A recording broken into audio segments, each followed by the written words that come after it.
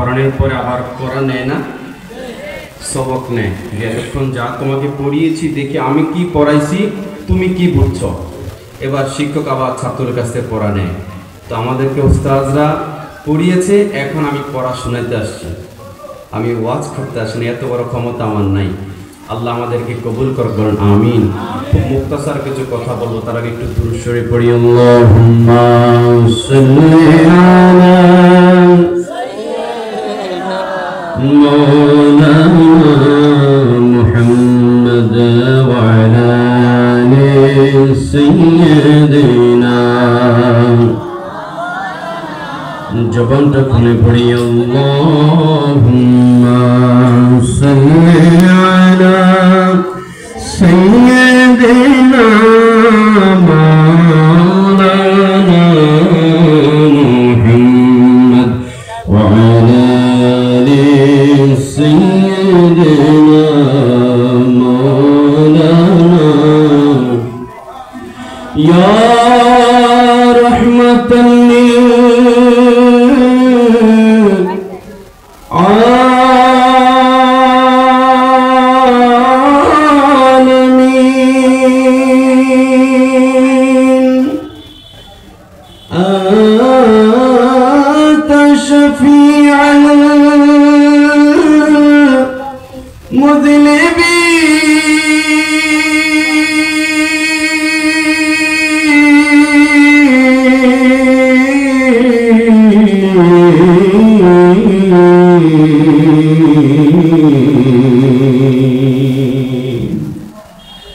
أكرم لنا يوم الحزين فضل الجود والكرم. اللهم صل سيدنا مولانا محمد وعلى آل سيدنا مولانا. الحمد لله والشكر لله والصلاة والسلام على رسول الله رحمني ورحمكم الله. আগত আল্লাহ প্রেমিক, নবী প্রেমিক, ওলিয়া উলিয়া প্রেমিক, মা বাবা প্রেমিক, আমার প্রাণপ্রিয় ভাইরা, বন্ধুরা, বাবারা, সবাইকে আমার আন্তরিক মোবারকবাদ এবং সালাম। আসসালামু আলাইকুম ওয়া রাহমাতুল্লাহি ওয়া বারাকাতুহু। সবটুকু শুকরিয়া সে রব্বে করিমের, যে রব্বে করিম মাওলাই করিম আমাদেরকে অত্যন্ত দয়া করে মায়া করে এমন একটি মুহূর্তে এই জান্নাতের বাগানে বসার তৌফিক দিয়েছেন, যেই মুহূর্তে আমার আপনার অনেক সহপাঠী, অনেক বন্ধু বান্ধব, অনেক পরিচিত জন কবরে শুয়ে আছেন, কিন্তু আল্লাহ সেই মুহূর্তে আমাদেরকে জান্নাতের বাগানে এনেছেন। এই জন্য যার জবানে যতটুকু আল্লাহ আওয়াজ দিয়েছেন সবটুকু আওয়াজ উজাড় করে কালিমাতুশ শুকুর উচ্চ আওয়াজে পড়ে নেই আলহামদুলিল্লাহ। আর একটু ইমানে আওয়াজ বলি আলহামদুলিল্লাহ। এবার হাতটা তুলে বলি আল্লাহু আকবার। আর একটু মুহাব্বতে বলি আল্লাহু আকবার। দুই হাত তুলে বলি ইয়া রাসূলুল্লাহ। এবার বলি ইয়া ওয়ালি আল্লাহ। হাত নামান। আর শুকরিয়া আদায় করছি সে রব্বে করিমের, যে রব্বে করিম আমাদেরকে এমন একজন নবীর উম্মত হিসেবে নির্বাচন করেছেন, যেই নবীর উম্মত হওয়ার জন্য অন্যান্য পয়গাম্বররা পর্যন্ত আল্লাহর কাছে দরখাস্ত করেছেন, আয় বারি তাআলা আমাকে নবুয়ত দিয়েছেন, নবুয়তের দরকার নাই, কেটে দেন, কি চাও? কয় নবী হতে চাই না, আপনার দয়াল নবীর গোলাম উম্মত হতে চাই। আর একটু ইমানি আওয়াজে বলেন এটা কেন বললেন? কারণ আল্লাহ কোরআনুল কারীমে ইরশাদ করছেন, বিসমিল্লাহির রাহমানির রাহিম, কুনতুম খায়রা উম্মাতিন উখরিজাত লিন-নাস।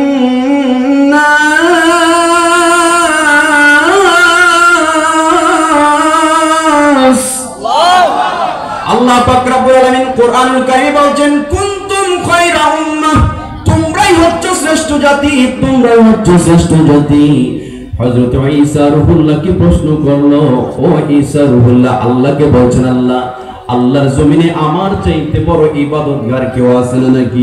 হযরত ঈসা রূহুল্লাহকে আমার আল্লাহ বললেন, ঈসা আছে বলে কোথায়? কয় যাও অমুক জায়গা দিয়ে গিয়ে দেখবে একটা পাথর আছে, ওই পাথরের মধ্যে এমন একজন ব্যক্তি আছে যে তোমার চাইতে বেশি ইবাদতগার। বলেন সুবহানাল্লাহ। তিনি সেখানে গেলেন, বলে আল্লাহ পাথরের ভিতরে মানুষ, কয় আঘাত করো বের হবে। আঘাত করলেন, দেখলেন একজন যুবক দাঁড়িয়ে আছেন। তাকে দেখে আল্লাহর পয়গম্বর ঈসা রূহুল্লাহ অবাক হয়ে গেলেন। ডাক দিয়ে বলেন, আল্লাহ এত বছর ইবাদত করছেন, আয় আল্লাহ আমার মন বলছে আল্লাহর আসমানের নিচে জমিনের উপরে চাইতে বড় আবেদ নাই। আমার আল্লাহ জানিয়ে দিলেন, ঈসা না না, তার চাইতে দামি ইবাদতগার আছে। সুবহানাল্লাহ বলেন। কয় আল্লাহ তার চাইতে দামি ইবাদতগার কে? আমার আল্লাহ জানিয়ে দিলেন, ঈসা তারপরে তোমার পরে এমন একজন পয়গম্বর আসবে, এমন একজন নবী আসবে, যেই নবীর উম্মতরা যদি এক রাত ইবাদত করে, এক রাত যদি গোলামি করে, আমি আল্লাহ জানিয়ে দিলাম এই এক রাতের বিনিময়ে আমি আল্লাহ তাদেরকে হাজার হাজার মাসের নেকি তাদের আমলনামায় লিখে দিব। সেই রাত কি আল্লাহ বলছেন, লাইলাতুল কদরি খায়রুম মিন আলফি। লাইলাতুল কদর রাত কয়টা? এই কথা কয়না, রাত কয়টা? ও আল্লাহ এত দাম কেন দিলেন? এক রাত ইবাদত করব কিন্তু হাজার মাস পাবো।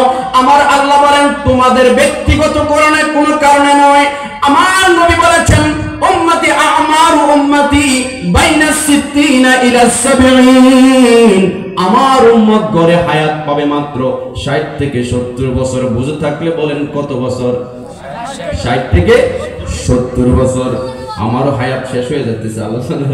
60 থেকে 70 বছর হায়াত পাবে। নবী আমার প্রশ্ন করলেন, আই বাড়িটালা 60 থেকে 70 বছর কাম কাজ করতে করতেই তো সময় শেষ, খেলাধুলা করতে করতেই তো সময় শেষ, ঘুমাইতেই তো শেষ, তারপরে রান্না বান্না কাজ কাম করতে করতে হায়াত অর্ধেক শেষ। ইবাদত করব কতক্ষণ? আল্লাহ আপনি বলেছেন, কুনতুম খায়রা উম্মাতিন উখরিজাত লিন-নাসি তা'মুরুনা বিল মা'রুফ ওয়া তানহাউনা আনিল মুনকার। শ্রেষ্ঠ উম্মতের তো আমল থাকবে না। আদম নবীর উম্মত ছিল, শত শত বছর ইবাদত করেছে। ঈসা নবীর উম্মত শত শত বছর ইবাদত করেছে। আমার উম্মত 60-70 বছর, আমল তো নাই। আমার আল্লাহ বলেন, হাবিব চিন্তা করবেন না। ইয়া রাসূলুল্লাহ, ইয়া হাবিবাল্লাহ, নবীজি চিন্তার কোনো কারণ নাই। আপনার উম্মতকে হায়াত কেন কম দিছি জানেননি? কয় কেন কম? কয় গুনাহ যেমন বেশি না করতে পারে, যেন কম গুনাহ নিয়ে আসে, বেশি গুনাহ যেন না করতে পারে। আদম নবীর উম্মতের হায়াত যত বেশি ছিল, গুনাহও বেশি ছিল। আপনার উম্মতের 60-70 বছর হায়াত দিব, কি বা গুনাহ করবে? গুনাহ যেন বেশি না করতে পারে। তাহলে আমলের কি হবে? কয় আমলের জন্য তো সবে বরাত, সবে কদর, সবে মেরাজ দিয়েছি। এই রাতগুলোতে যদি তারা ইবাদত করে, আমি আল্লাহ ওই নবীর উম্মতের চাইতে বেশি বেশি আমল তাদের আমলনামায় দিয়ে দিব। বলেন সুবহানাল্লাহ। এইবার বুঝে থাকলে বলেন, ওই নবীর উম্মত হতে পেরে খুশি না বেজার? এই বলেন খুশি না বেজার? কারা কারা খুশি? দুই হাত দিয়ে আল্লাহ জায়গায় দেন, নারে তাকবীর, নারে রিসালাত, আহলে সুন্নাত ওয়াল জামাত। শেষ কথা, আর সময় আছে মাত্র 5 মিনিট। কয় মিনিট? 5 মিনিটে আমি শেষ করে দেব ইনশাআল্লাহ। এইবার আমি বলি, আমি এই মাদ্রাসার সাবেক ছাত্র। আপনারা আমাকে দেখেছেন, ছোট্ট মানুষ, একদম চ্যাংড়া একটা ছেলে ছিলাম। এদিক দিয়ে আসা যাওয়া করতাম কিতাব নিয়ে। ওস্তাদরা আমাদেরকে পড়িয়েছে। আজকে আলহামদুলিল্লাহ আমরা খেদমত করছি, ওস্তাদরা দিয়েছেন বিদায়। তার চাইতে বড় কথা যেটা বুঝবেন, এবার মনোযোগ দিয়ে আমি মূল কথা বলছি। তার চাইতে বড় বিষয় হচ্ছে, আমার এলাকায় অনেক মাদ্রাসা আছে, বাংলাদেশে কচুয়াতে অনেক মাদ্রাসা আছে, অনেক প্রতিষ্ঠান আছে। আমি চাইলে সেখানেও পড়তে পারতাম, সেখানেও আমি কোরআন হাদিস শিখতে পারতাম। কিন্তু সঠিক পথ আহলুস সুন্নাত ওয়াল জামাত, খোদা কি কসম, যদি এই গাউসিয়া সুবহানি আলিম মাদ্রাসার উস্তাদদের দরসে না বসতাম, এই মাদ্রাসার সুহবতে যদি না আসতাম, এই যে এত ইসলাম জামাত, এই টুপিতে ইসলাম, দাড়িতে ইসলাম, জামাতে ইসলাম, পাঞ্জাবিতে ইসলাম, কত ইসলাম আছে না? কত ইসলাম আছে। আল্লাহ নবী বলেছেন 73 দলে বিভক্ত হবে, কুল্লুহুম ফিন্নার ইল্লা মিল্লাতান ওয়াহিদা, মাত্র একটা দল জান্নাতে হবে, আর 72 দল হচ্ছে জাহান্নামী।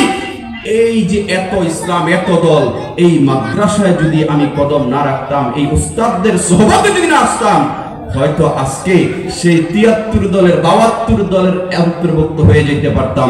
এই মাদ্রাসা আসার কারণে একমাত্র নাজাত প্রাপ্ত একমাত্র দল আহলুস সুন্নাত ওয়াল জামাতের পথে মতে আল্লাহ কবুল করেছেন। আওয়াজ দিয়ে বলেন মারহাবা, ইমানি আওয়াজে বলেন মারহাবা। আপনারা খুশি না বেজার? এই মাদ্রাসা থেকে বের হয়ে আপনাদের সন্তানরা সারা দেশে নবীর শানের কথা বলবে, ইমানের কথা বলবে, আউলিয়া কেরামের কথা বলবে, সেই ইসলামের কথা বলবে। কোন ইসলাম? যেই ইসলাম মদিনা থেকে, ইন্নাল ঈমান লা ইয়ারিজু ইলাল মদিনা, যেই ঈমান মদিনা থেকে এসেছে সেই ঈমানের কথা বলবে। সেই ঈমানের কথা বলবে না।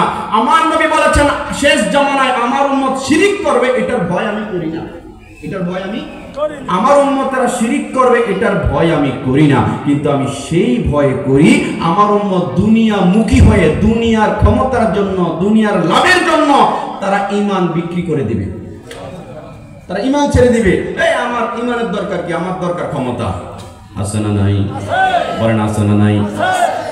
ক্ষমতার জন্য সব ছেড়ে দিবে, ঈমানের দরকার নাই। আর আমরা সুন্নি আলেম যারা দেখেছেন, আমরা ক্ষমতা আমাদেরকে দিতে চেয়েছিল, অর্থ দিতে চেয়েছিল, সব কিছু দিতে চেয়েছিল আল্লামা নুরুল ইসলাম ফারুকী, আল্লামা বাকিবিল্লাহ জালালি, সুন্নি আলেমরা ক্ষমতা, দুনিয়ার যশ খ্যাতি সব কিছু ছেড়ে দিয়েছেন নবীর মহব্বত ছাড়ে। আমাদেরকে কত ফতোয়া দেওয়া হয়, কত কিছু করা হয়, আমাদের মনে কষ্ট নাই আমরা, কারণ আমরা হচ্ছে দয়াল নবীর গোলাম। সুবহানাল্লাহ বলেন না? এবং এই গোলামি আমরা কিয়ামত পর্যন্ত করতে চাই কি চাই না? এখন এটার জন্য আপনাদের এলাকা যারা আছেন আমি শেষ অনুরোধ করে যাব, আপনারা অত্যন্ত সৌভাগ্যবান। কত বড় সৌভাগ্যবান! দেশ ঘুরলে বোঝা যায় যে আমার গ্রামের মানুষ কত সৌভাগ্যবান। এখানে এমন একটা মাদ্রাসা আছে যেই মাদ্রাসা থেকে ইসলামের প্রকৃত শিক্ষাটা দেওয়া হয়। এবং আপনি যদি আপনার সন্তানকে এখানে দেন তাহলে কাল কিয়ামতের ময়দানে ওই উম্মতের অন্তর্ভুক্ত হবেন। নবী বলেছেন কিছু কিছু ব্যক্তি উঠবে যারা চেহারা এত আলোকিত হবে, এত নূরান্বিত হবে, অন্যান্য নবী রাসূল এবং অন্যান্য উম্মতরা পর্যন্ত তাদেরকে দেখে ঈর্ষা করবে, বলবে এই মেয়ে আপনি তো রিক্সা চালাইতেন, কৃষিকাজ করতেন, আপনার এত দাম করতে গিয়ে কয় আমার এমন কোনো ইবাদত বন্দেগী নাই যার কারণে আল্লাহ এত দাম দিয়েছে। কয় এত দাম করতে গিয়ে আসলো? এত দাম হচ্ছে আমার একটা সন্তানকে আমি আলেম বানিয়েছি, এই জন্য আল্লাহ এই হাসরের ময়দানে আমাকে এত ইজ্জত দিয়েছে। বলেন সুবহানাল্লাহ। এই জন্য মাদ্রাসায় ছাত্র ভর্তি করাবেন তো ইনশাআল্লাহ? ছাত্রদেরকে আলেম বানাবেন তো ইনশাআল্লাহ? আল্লাহ আমাদের সবাইকে কবুল করে, বলেন আমিন।